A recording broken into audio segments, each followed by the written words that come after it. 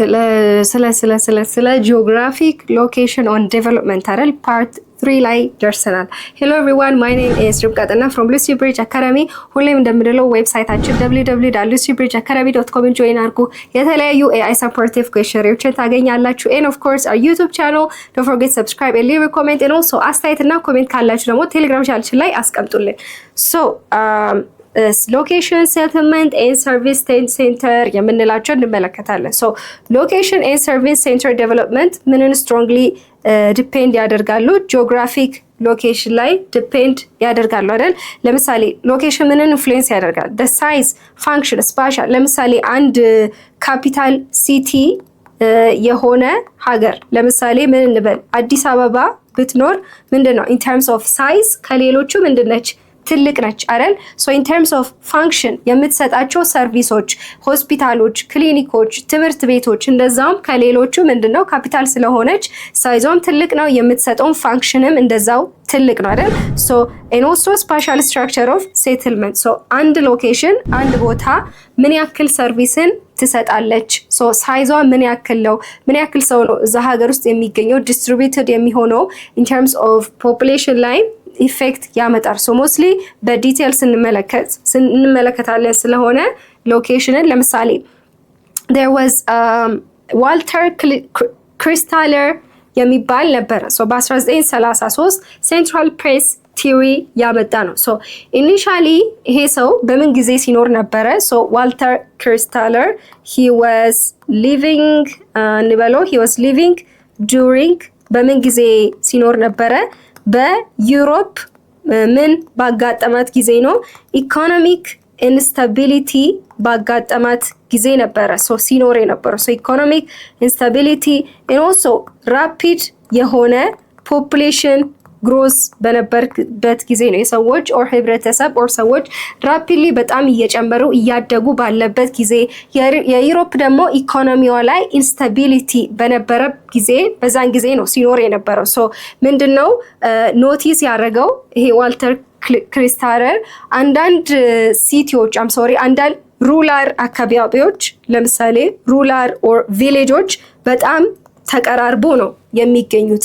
አንዳንድ ሲቲዎች ከተማዎች ግን they are far apart ተራርቆ ነው የሚገኙት አይደል? ሶ ዋልተር ክሪስታለር በዚህን ጊዜ ስለነበረ ራፒድ ፖፑሌሽን ነበረ፣ ዩሮፕ ደግሞ ኢኮኖሚክስ ኢንስታቢሊቲ ላይ ነበረ። ሶ ምንን ኖቲስ አደረገ? ሶ ለምንድን ነው አንዳንድ ቪሌጆች ተቀራርቦ ይገኛሉ፣ ለምንድን ነው ግን አንዳንድ ከተሞች ተራርቆ የሚገኙ የሚሉትን ኖቲስ ማድረግ ጀመረ። ሶ ምንን ቲዮሪ ነው ያመጣው? ሴንትራል ፕሬስ ቲዮሪ የሚለውን ቲዮሪ አመጣ። በምንድን ነው የተጠቀመው? የሳውዝ ጀርመኒ ሴትልመንትን አይቶ ነው ይሄንን ሐሳብ ያመጣው። ሶ ሳውዝ ጀርመኒ ደግሞ በዛን ጊዜ ምን ነበረች? ሶ ሳውዝ ጀርመኒ እንበለው ለምን ነበር ይሄንን ቦታ ኦር ይሄንን ሀገር ኦር ይሄንን ቦታ የተጠቀመው? ሶ ሞስትሊ ፍላት ስለነበረች ነው። ኢን ተርምስ ኦፍ ጂኦግራፊ የተለያዩ ማውንቴኖች ሞር ስላልነበሩበት ሶ ሞር የሱን ቲዮሪ የሱን ሐሳብ የሚገልጽ ይሄ ቦታ ስለነበረ ነው። ሶ ሞር ፍላት ስለነበረች ጥናቱን በሳውስ ጀርመኒ ላይ ቤዝ አድርጎ ነው ይሄ ክሪስታል ምንድነው ሴንትራል ፕሬስ ቲዮሪ የሚለውን ሐሳብ ያመጣው። ሶ ሴንትራል ፕሬስ ቲዮሪ ጀስት ሃይላይትሊ ነው የነገርኳቸው። በኢኮኖሚክ ስታቢሊቲ በዩሮፕ ጊዜ ነበረ፣ ራፒድ ፖፑሌሽን በነበረበት ጊዜ ነበረ ዋልተር ክሪስታለር ሲኖር የነበረው። ሶ ምን ኖቲስ አደረገ? አንዳንድ ገጠር አካባቢዎች ተቀራርቦ ነው የሚገኙት፣ ከተማዎች ደግሞ ተራርቆ ይገኛሉ። ሶ ኤንድ ስቴዲው ጥናቱን ሲያደርግ ደግሞ ምንን ተመስርቶ ነው ምንን አይቶ ነው? የጀርመኒ የሳውስ ጀርመኒ ሴትልመንትን አይቶ። ሳውስ ጀርመኒ ደግሞ ለምንድን ነው የተጠቀመው? ሳውስ ጀርመኒ በዛን ጊዜ ፍላት ነበረች፣ ብዙም ተራራዎች የሉም። ሶ በዛ ምክንያት የተጀመረ ነው። ሶ ያመጣው ቲዮሪ ምንድን ነው የሚሉትን ደግሞ እንመለከታለን። ሶ ይሄ ቲዮሪ ምንን ነው የሚያሳየው? how settlements evolve and spaced እንዴት ቀደም እንዳለው ለምን አንዳንድ ቦታ ተቀራርቦ እንደሚገኙ የሚያሳይ ነው። ኤንድ በሴትልመንት መካከል ያለው ጉድስ ሰርቪስ የተለያዩ ጉድስና ሰርቪስ እንዴት እንደሚካሄድ የሚያሳይ ነው።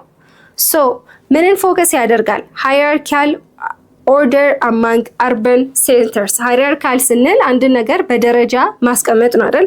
ሶ ለምሳሌ ሃምሌትስ አሉ፣ ወደ ላይ ቪሌጆች አሉ። ሶ the more ወደ ላይ እየወጣን ስንሄድ ምንድነው ወደ ሃምሌት፣ ወደ ቪሌጅ፣ ወደ ስሞል ታውን፣ ወደ ላርጀር ወደ ከተማ እየሄድን ስንሄድ ያለው ፖፑሌሽን እየበዛ እየጨመረ ይሄዳል። ሶ ምንን እንመልከት? ሶ ሃምሌትስ የምንላቸው ምን አይነት ናቸው? ሶ they are ፊው ጥቂት የሆኑ ቤቶች የሚገኙበት ነው። አይ ቲንክ ከዚህ በፊት አውርተናል መሰለኝ።